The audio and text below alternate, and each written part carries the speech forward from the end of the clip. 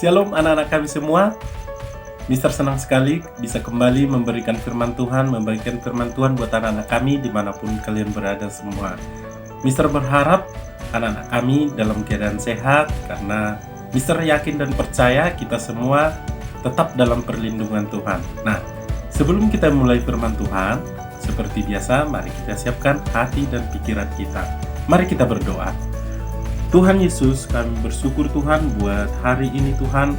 Kami masih diberikan kesehatan, napas kehidupan, sehingga kami bisa belajar terus dan juga kami bisa mendengarkan firman Tuhan. Bantu kami Tuhan untuk bisa melakukan firman-Mu. Haleluya, amin. Baiklah buat anak-anak kami semua, mari kita siapkan Alkitab kita, mari kita buka firman Tuhan yang tertulis di Imamat 19 ayat 32. Ayo, sama-sama kita buka firman Tuhan yang tertulis di Imamat 19 ayat 32. Baik, sudah dapat? Mari kita baca sama-sama. 1, 2, 3, ya. Engkau harus bangun berdiri di hadapan orang kubanan, dan engkau harus menaruh hormat kepada orang yang lebih tua, dan engkau harus takut akan Allahmu. Akulah Tuhan. Amin firman Tuhan. Sekali lagi kita baca, engkau harus bangun berdiri di hadapan orang kubanan, dan engkau harus menaruh hormat kepada orang yang lebih tua, dan engkau harus takut akan Allahmu. Akulah Tuhan. Baik, Mister sangat senang melihat anak-anak kami saat di sekolah sebelum virus ini ada yang membuat kita jadi belajar di rumah. Kenapa Mister senang sewaktu melihat anak-anak kami di sekolah? Mister melihat anak-anak kami memberikan rasa hormat dan sopan santun terhadap temannya, memberikan rasa hormat dan sopan santun terhadap abang dan kakaknya, dan memberikan rasa hormat dan sopan santun terhadap gurunya. Nah, sekarang kita sudah hampir 1 tahun belajar di rumah. Sudah hampir 1 tahun. Nah, Mister ingin kita melakukan hal baik yang biasanya kita lakukan di sekolah. Selama 1 tahun ini bagaimana kira-kira? Mister pengen melihat anak-anak kami juga melakukan hal seperti itu. Dan yang mau Mister sampaikan di sini adalah di firman Tuhan hari ini adalah mengenai sopan santun. Anak-anak kami adalah anak-anak Kristen, anak-anak Tuhan harus memiliki yang namanya sopan santun.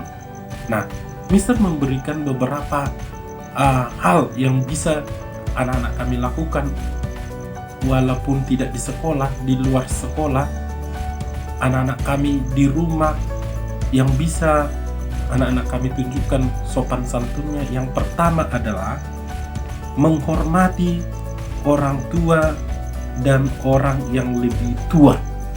Menghormati orang tua dan menghormati orang yang lebih tua. Itulah yang pertama yang kita lakukan berdasarkan firman Tuhan pagi hari ini. Nah, menghormati orang tua ya tentunya kita semua, Mister yakin anak-anak kami di sini pasti memiliki hormat sama orang tuanya. Mau pergi kemana-mana harus pamit, harus minta izin sama orang tua, harus salam sama orang tuanya. Nah, bukan hanya orang tua kita sendiri, tetapi kita juga harus hormat atau menghormati orang yang lebih tua dari kita. Baik, hal kedua yang kita tunjukkan bahwa kita adalah anak yang sopan santun adalah meminta maaf. Nah, saat kita melakukan kesalahan, tentunya kita harus minta maaf, ya. Dengan meminta maaf, kita sudah menunjukkan bahwa kita adalah anak yang sopan santun. Hal ini sudah biasa kita lakukan di sekolah. Tentunya di luar sekolah juga, di rumah juga, dimanapun anak-anak kami berada harus melakukan hal ini. Dan inilah yang diinginkan firman Tuhan pagi hari ini.